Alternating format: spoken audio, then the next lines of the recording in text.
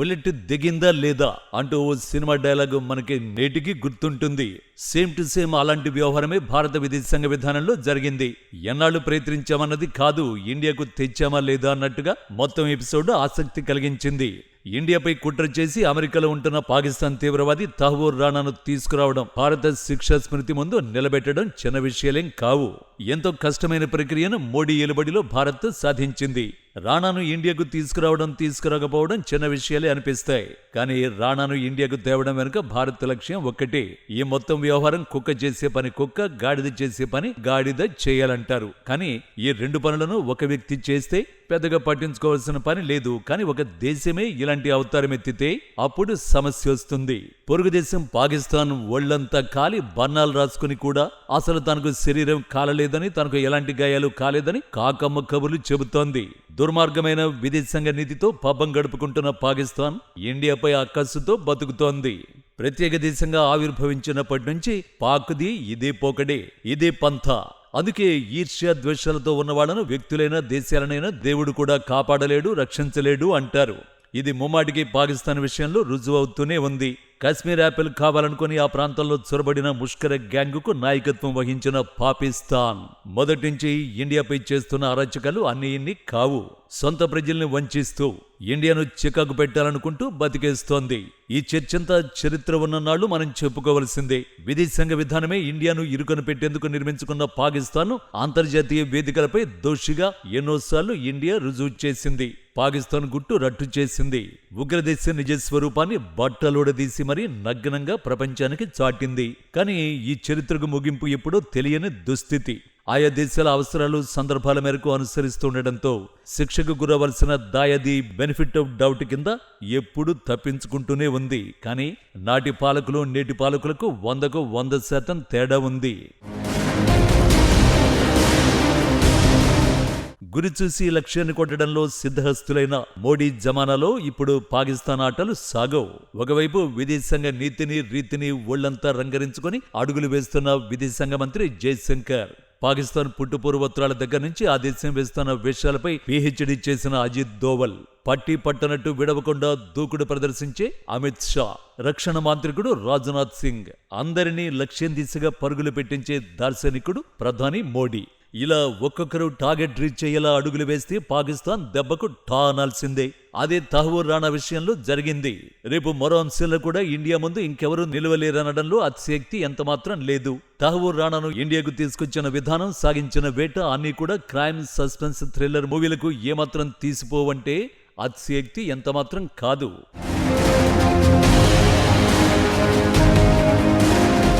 ఒక చండాలపు అసహ్యకరమైన ఉగ్రవాదిని పట్టుకురావడం వెనుక జరిగిన ఆపరేషన్ చాలా మందికి పెద్ద ఇష్యూ కాకపోవచ్చు. కానీ ఇదో రకంగా సిఐడి సీరియల్ను పోలి ఉందని మాత్రం చెప్పొచ్చు.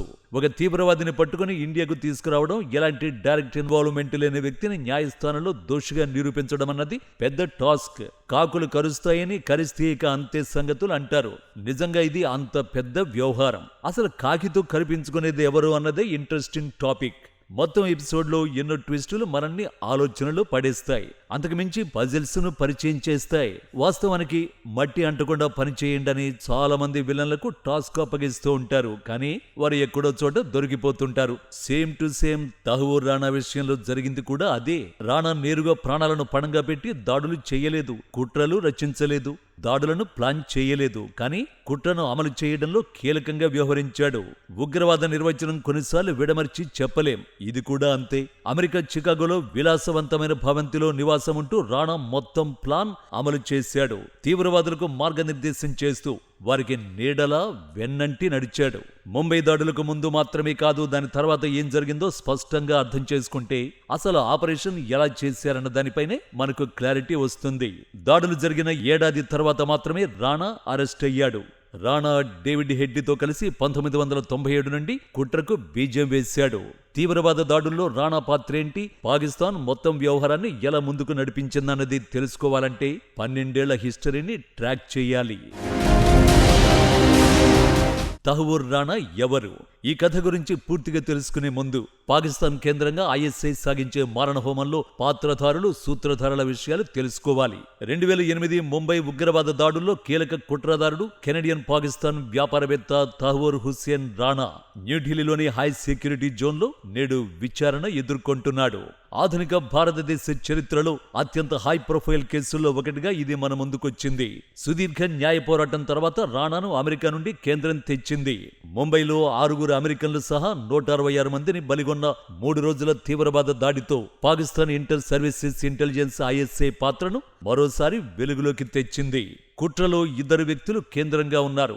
ఉగ్రవాద నిరోధక సంస్థ national investigation agency NIA most wanted జాబితాలో ఉన్న ఐఎస్ఐ సిబ్బందిగా ఆరోపణలు ఎదుర్కొంటున్న మేజర్ ఇక్బాల్, మేజర్ సమీర్ అలీ మొత్తం వ్యవహారంలో లీడ్ క్యారెక్టర్లు. మొత్తం దాడి ఘటన ప్రిపరేషన్ వ్యవహారమంతా వీరిద్దరి కన్సర్న్లలోనే జరిగింది. దాడికి ముందు ఏం జరిగింది, తర్వాత ఏం జరిగింది, ఎవరి పాత్ర ఏంటి అన్నది ఇప్పుడు భారత నిఘా సంస్థల విచారణలో తేలాలి. ఎన్ఐఏ ఇప్పుడు అదే పనిలో పడింది. ఐఎస్ఐ కేటుగాళ్లు రాణాతో కలిసి సమన్వయం చేసుకున్నారా? పాకిస్తాన్ ఇండియాపై ఎలాంటి కుట్రలు చేసిందో ప్రపంచానికి వివరించేందుకు రాణా అంశం ఇండియాకు లేటెస్ట్ గా దొరికిన బ్రహ్మాస్త్రం.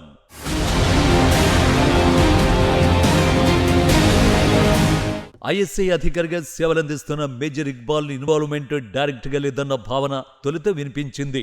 ముంబై ఘటనను పరిశీలించడం ద్వారా మారణహోమం జరగడానికి దోహదపడిన Pakistan American double agent David Coleman Headley రోల్ను విచారించింది. దాడులకు ఆర్థిక సాయం, డైరెక్షన్, స్క్రీన్ ప్లేలో పాక్ ఐఎస్ఐ ముఖ్యులున్నారన్నది ప్రైమాఫేసియా ఎవరికైనా ఇట్టే అర్థమవుతుంది. 2010లో మరణశిక్షను తప్పించుకోవడానికి హెడ్లీ నేరాన్ని అంగీకరించాడు. మేజర్ ఇక్బాల్ ఐఎస్ఐ హ్యాండ్లర్గా ఆపరేషన్ ప్లాన్ చేస్తున్నారని, దాడుల్లో ఉన్న 3 ఒకడని హెడ్లీ చెప్పాడు. 2011లో ఇచ్చిన సాక్ష్యంలో హెడ్లీ చౌదరి ఖాన్ అనే వ్యక్తితో 20కి పైగా ఈమెయిల్స్ షేర్ చేసుకున్నాడు. మేజర్ ఇక్బాల్ కు చౌదరి ఖాన్ అనేది మారు పేరు. 2008 మే నెలలో వచ్చిన ఈమెయిల్ అప్పటి శివసేన సభ్యుడు రాజారాం రేగేను మొత్తం వ్యవహారంలో ఉపయోగించుకోవాలని పథకరచన చేశారు. శివసేన భవన్ బయట విలాస్ వార్కే అనే వ్యక్తిని హెడ్లీ కలిశాడు. భవనం లోపల చూపించాలని కోరిన ఆ అభ్యర్థనను సున్నితంగా తిరస్కరించారని విచారణ తర్వాత రాజారాం రేగే పీటీఐకి చెప్పాడు. మరో ఈమెయిల్ ద్వారా మేజర్ ఇక్బాల్ కు ప్రాజెక్టులు, నిఘా పరికరాల గురించి అప్డేట్ చేయమని హెడ్లీకి సూచించాడు. అమెరికా అభియోగ పత్రంలో మేజర్ ఇక్బాల్ ను లష్కర్ దాడులకు ప్రణాళికలు రూపొందించడంలో నిధులు సమకూర్చాడని పాకిస్తాన్ వ్యక్తిగా తేల్చారు. ఉగ్రవాదానికి సహాయం చేసినందుకు ఎన్ఐఏ అతనిపై 6 అభియోగాలు మోపింది. దాడుల వెనుక పాకిస్తాన్ కేంద్రంగా పనిచేస్తున్న ఉగ్రవాద సంస్థ లష్కరే తోయిబాకు నిధులు, వనరులను సమకూర్చాడని ఆరోపించింది. అయితే ఈ మొత్తం ఎపిసోడ్లో ఐఎస్ఐపై స్పష్టత రావాల్సి ఉంది. మేజర్ ఇక్బాల్ ముంబై దాడుల కుట్రకు బీజం వేస్తే మరో నిందితుడైన ఐఎస్ఐ అధికారి field marshal major Sameer Ali ప్రణాళికను ఇంప్లిమెంట్ చేశాడు. 2012లో ఢిల్లీ పోలీసులు అరెస్ట్ చేసిన November 11 handler Bibiuddin Ansari alias Abu Jindal ఈ విషయాన్ని ఎన్ఐఏకి వెల్లడించాడు. సమీర్ అలీ కరాచీలోని మాలిర్ కంటోన్మెంట్లోని లష్కర్ ఎ తోయిబా కంట్రోల్ రూమ్ నుండి దాడులను పర్యవేక్షించాడు. జుందాల్ తన వాంగ్మూలంలో సమీర్ అలీ లష్కర్ కమాండర్ జాకీ ఉర్ రెహమాన్ లఖ్వీకి ఆదేశాలు జారీ చేసినట్లు వివరించాడు. సమీర్ అలీపై ఇంటర్పోల్ రెడ్ కార్నర్ నోటీసు జారీ చేయడంతో అతని వ్యవహారాలు బయటకొచ్చాయి. సమీర్ అలీ 1966లో లాహోర్లో జన్మించాడని, ఉర్దూ, హిందీ, ఇంగ్లీషు భాషల్లో నిష్ణాతుడని తేలింది. ఇండియాలో కుట్రలు, ఉగ్రవాద చర్యలకు సంబంధించి అప్పగించాలని పాకిస్తాన్, ఇండియా కోరుతూ వస్తోంది. అయితే పాకిస్తాన్ సమీర్ అలీ ఉనికి తమకు తెలియదంటోంది. పదే ఖండిస్తూ అదంతా కల్పిత పాత్ర అంటూ కొట్టిపారేస్తోంది. 2012 ఎకనామిక్ టైమ్స్ నివేదిక ప్రకారం నవంబర్ 26 ముంబై దాడుల తర్వాత Pakistan federal investigation agency Mumbai దాడులకు కేంద్రంగా పనిచేసిన కరాచీ కంట్రోల్ రూమ్ పై దాడి చేసి ధ్వంసం చేసిందని జుందాల్ చెప్పడంతో ఈ మొత్తం వ్యవహారం పాకిస్తాన్ కన్సర్న్లోనే జరిగిందని రుజువవుతోంది. కొన్నాళ్లకు పాకిస్తాన్ ఆక్రమిత కశ్మీర్లోని ముజఫరాబాద్లోని బైతుల్ ముజాహిద్దీన్ శిబిరంలో లఖ్వీని అరెస్ట్ చేసినట్టు చూపించిన పాక్ కొద్దిసేపటికే లఖ్వీని తప్పించేయడం, దొంగే దొంగ అన్న చందంగా మొత్తం వ్యవహారం నడిపించిందని అనుకోవాలి.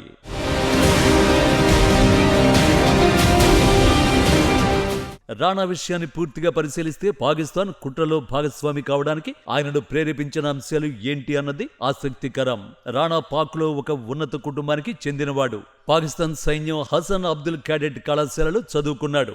దావుద్ గిలానీ ఉరఫ్ డేవిడ్ హెడ్లీతో కలిసి పాకిస్తాన్ గిరిజన ప్రాంతాలకు వెళ్లి అక్కడ హెరాయిన్ కు బానిసయ్యాడు. ఆ తర్వాత దాన్ని వృత్తిగా మలుచుకుని మాదక ద్రవ్యాలను రవాణా చేసి డబ్బు సంపాదించడం మొదలుపెట్టాడు. ఆ తర్వాత కొన్నాళ్లకు విదేశాలకు వెళ్లిపోయాడు. 1997లో రాణా కెనడాకు వలస వెళ్లాడు. పారిపోయిన వ్యక్తి అని హెడ్లీ చేసిన ప్రకటనను పెద్దగా రాణా పట్టించుకోలేదు. ఒక టాస్కులో భాగంగానే కెనడా వయా అమెరికా చేరుకునేందుకు పథకరచన చేశాడు. తాము ప్లాన్ చేసిన కుట్రను చేసే వ్యక్తిని మాత్రమే ఇంత పెద్ద టాస్కుకు ఐఎస్ఐ ఉపయోగిస్తుంది. కానీ ఉగ్రదాడుల కోసం ఎవడో గన్నాయిని ఐఎస్ఐ టాస్కులో భాగం చేయదు. పారిపోయిన వ్యక్తిని ఐఎస్ఐ నమ్ముతుందనుకోవడం అసాధ్యం. కోర్టు రికార్డుల ప్రకారం రాణా చికాగోలో ఓ ఇమిగ్రేషన్ ఏజెన్సీని స్థాపించడం వెనుక తీవ్రవాద కేంద్రంగా పనిచేయాలన్న పాకిస్తాన్ ఐఎస్ఐ హస్తం ఉంది. డ్రగ్ ఎన్ఫోర్స్మెంట్ ఏజెన్సీ అరెస్ట్ చేశాక కూడా హెడ్లీతో కలిసి రాణా కుట్రలు చేశాడంటే తనకు పాకిస్తాన్ నుంచి మేమున్నామనే భరోసానే కారణం. రాణాకు తాము ఏం చేయబోతుంది ముందుగానే డేవిడ్ హెడ్లీ వివరించాడు. పాక్ నుంచి వచ్చిన ఆదేశాలతో రాణా సాయం చేయడానికి అంగీకరించాడని హెడ్లీ చెప్పాడు. ఆ తర్వాత హెడ్లీ భారతదేశానికి వెళ్లడానికి అన్ని డాక్యుమెంట్లను స్వయంగా రాణానే సమకూర్చాడు. తప్పుడు పత్రాలను ఉపయోగించి రాణా ఇమిగ్రేషన్ ఆఫీసును ఏర్పాటు చేశాడు. 5 ఏళ్ల వీసా కూడా పొందాడు. ముంబై దాడికి లష్కర్-ఇ తోయిబా ప్రణాళికల గురించి హెడ్లీ చెబుతుంటే రాణా నాడు నవ్వి ఊరుకున్నాడు. కానీ ఇప్పుడు విచారణ ఎదుర్కొనేందుకు ఇండియాకు వచ్చిన రాణా ఏడవడం తప్ప చేయడానికి మరో మార్గం లేదు. వాస్తవానికి రాణా హెడ్లీ కుట్రలు అమలైతే ఇండియాలో దాడులు మరోలా జరిగేవి. ఇంకా దారుణాలు చోటు చేసుకునేవి. ముంబై దాడులకు కేవలం 1 నెల ముందు హెడ్లీని ఇప్పటికీ రహస్యంగా ఉన్న ఒక వ్యక్తి సంప్రదించాడు. ఆయన ఎవరో కాదు, సాజిద్ మీర్. ఖచ్చితంగా ఐఎస్ఐ అంతర్గత ఏజెంట్ల సర్కిల్లో ఒకడు. ఇతరుల కంటే చాలా రహస్యంగా ఉండేవాడు.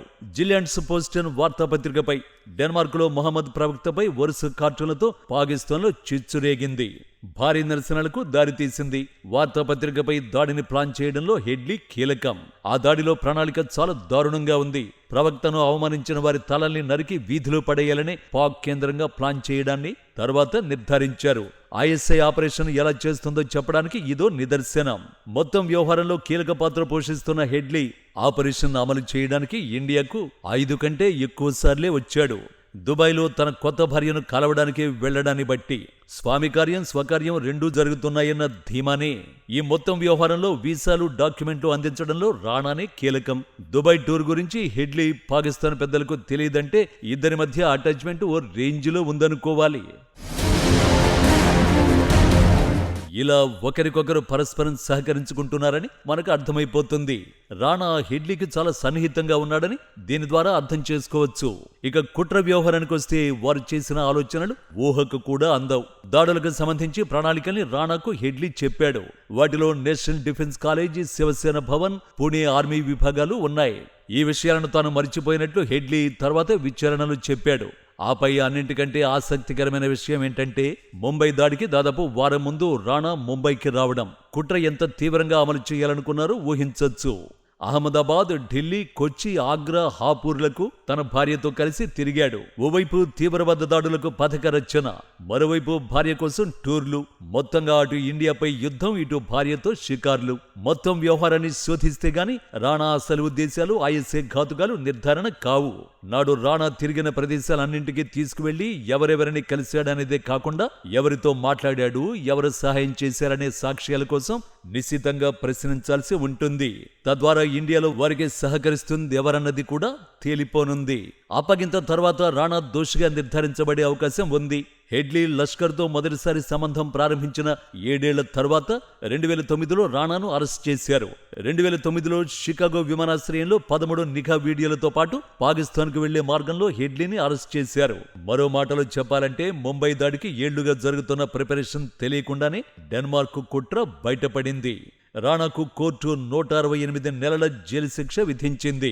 ఆ తర్వాత అది కొంత తగ్గింది. అలాంటి సమయంలో రాణా ఇన్వాల్వ్మెంట్ తెలుసుకున్న భారత్ మొత్తం వ్యవహారంలో ఇండియాకు అప్పగించాలని కోరింది. 2020లో కాలిఫోర్నియా న్యాయమూర్తి దీనిపై వారెంట్ జారీ చేశారు. తాను ఇండియాలో విచారణకు హాజరైతే అది తనకు ముప్పని. రాణా 5 ఏళ్ల పాటు అనారోగ్యమంటూ కోర్టులో సాగదీస్తూ వచ్చాడు. ఇండియాలో విచారణ ఎదుర్కొనేందుకు కుట్రలు చేస్తూనే ఉన్నాడు. అయితే ఈ మొత్తం వ్యవహారంలో గమనించవలసిన ముఖ్యమైన విషయం ఏంటంటే లష్కర్ ఇ తోయిబా పాకిస్తాన్లోని ఇతరులతో అతనికి ఉన్న సంబంధం గురించి ఒక మేజర్ ఇక్బాల్తో సహా హెడ్లీ ఉదహరించినప్పటికీ విచారణలో ఐఎస్ఐ సంబంధాల గురించి మౌనంగా ఉన్నాడు. అంటే పాకిస్తాన్ గుట్టు రట్టు కాకుండా జాగ్రత్త పడ్డాడు. భారతదేశానికి ఉగ్రవాద చర్యలు నిర్దిష్ట ప్రమేయాన్ని చూపించే మొత్తం కుట్రను వివరించకపోతే రాణా ఉగ్రవాదులకు సహాయం చేశాడనే ఆరోపణలను నిరూపించడం ఇండియాకు కష్టమైపోతుంది. అయితే రాణాను శిక్షించేందుకు కీలక ఎవిడెన్స్ నిఘా వర్గాల దగ్గర ఉంది. మొత్తం దర్యాప్తులో భారతదేశం మాత్రమే కాకుండా ముంబై దాడిలో మరణించిన లేదా గాయపడిన అన్ని దేశాల పౌరులు కూడా ఉన్నారు. అందులో బ్రిటన్, ఇజ్రాయిల్, ఆస్ట్రేలియా, అమెరికన్లు ఉన్నారు. వీరందరినీ సాజిద్ మీర్ సూచనల మేరకు ఉగ్రవాదులు ఉద్దేశపూర్వకంగానే ఎంచుకున్నారు. అంటే భారతదేశంలో విదేశీయులు మరణిస్తే ఇండియాను అంతర్జాతీయంగా అప్రదిష్టపాలు చేయొచ్చన్న కుట్రకు పాకిస్తాన్ తెరతీసింది. ఇప్పుడు పాకిస్తాన్ కుట్రను తెలుసుకున్న ఆయా దేశాలు భారతదేశానికి మద్దతిస్తున్నాయి. తద్వారా రాణాను దోషిగా నిర్ధారించేందుకు, పాకిస్తాన్ ప్రమేయాన్ని వెల్లడించేందుకు ఎంతో పెద్ద అవకాశం ఉంది. ఒక రకంగా చెప్పాలంటే భారతదేశంలో విదేశీయులకు భద్రత లేదన్న కుట్ర సిద్ధాంతాన్ని పాకిస్తాన్ అమలు చేసింది. రాణా గాని, హెడ్లీ గాని ఎప్పుడూ పేలుడు పదార్థాలు, ఆయుధాల కొనుగోలులో, హింసాత్మక కార్యకలాపాలలో పాల్గొనలేదన్న సిద్ధాంతాన్ని ఎక్స్పోజ్ చేయాలని చూస్తోంది. ఇండియాలో దాడికి తెగబడే వారికి కావలసినంత సాంకేతిక సహకారాన్ని అందించాడు. నిరక్షరాస్యులైన తీవ్రవాద మూకల్ని పాక్ ఐఎస్ఐ రంగంలోకి దించగా వారితో పని కానిచ్చేశాడు. ముఖ్యంగా హెడ్లీ, రాణా సమాచారం మొత్తం పాకిస్తాన్ సైన్యం వద్ద ఉంది. ఉదాహరణకు రాణా, అబ్దుల్ రెహమాన్ ఇద్దరు కూడా పాకిస్తాన్ మిలిటరీ అకాడమీకి చెందినవారు. మిగిలిన ఇద్దరు హసన్ అబ్దుల్ క్యాడెట్ పాఠశాలకు చెందినవారు. డెన్మార్క్ దాడి ప్రణాళికలో కూడా పాల్గొన్న సమూహంలో కీలక సభ్యుడు Ilyas Kashmiri ultra elite special service group SSGకి చెందినవాడు. అంటే వీరంతా ఇండియాలో దాడులకు కుట్రలు చేసే బృందం అనుకోవాల్సి ఉంటుంది. మరో మాటలు చెప్పాలంటే జిహాదీ ఆర్మీలో భాగమనుకోవాలి. వాస్తవానికి ప్రస్తుత ఆర్మీ చీఫ్ జనరల్ ఆసిమ్ మునీర్కు వీరంతా పెద్ద ముప్పు. నాడు జనరల్ ముషారఫ్ను హత్య చేయడానికి ప్రణాళికలు వేసింది కూడా ఈ టీమే. అయితే నాడు ఆ కుట్రను లష్కర్ చీఫ్ జాకీర్ రెహమాన్ లఖ్వీ అడ్డుకున్నాడు. మొత్తం మీద తహవూర్ రాణా వెల్లడించే వివరాలపై పాకిస్తాన్ ఇప్పుడు టెన్షన్ పడుతోంది. ఎవరెవరి పేర్లు బయటకొస్తాయో ఆ తర్వాత పాకిస్తాన్ ప్రమేయంపై వాస్తవాలు వెలుగు చూస్తాయోనని పాకిస్తాన్ మదన పడుతోంది. చివరిగా ఒక్క మాట, రాణా పాకిస్తాన్ కుట్రల్ని ఒక్కొక్కటిగా ఇప్పుడు బయట పెడుతున్నాడు. నవంబర్ 26 ప్రణాళికను సురా ఆఫ్ జాకీ అనే కోడ్ నేమ్తో జకీర్ రెహమాన్ లఖ్వీతో కలిసి ఐఎస్ఐ పర్యవేక్షించిందని రాణా ధృవీకరించాడు. ఈ కుట్రలో అటు లష్కర్, ఇటు ఐఎస్ఐ కలిసి పనిచేసాయని తేల్చేశాడు. తన బతుకంతా తీవ్రవాదులకు సాయం చేయడమేనని ఒప్పుకున్నాడు. ఈ సాక్ష్యాలను ప్రపంచానికి చాటి చెప్పి అసలు ఆట మొదలు పెట్టాల్సిన సమయం ఆసన్నమైంది. మోడీ ఇక పాక్ సంగతి తేల్చాలి. జైశంకర్ దూకుడు ప్రదర్శించి అజిత్ దోవల్ పాకిస్తాన్ ఫుట్బాల్ ఆడాల్సిన సమయం వచ్చేసింది.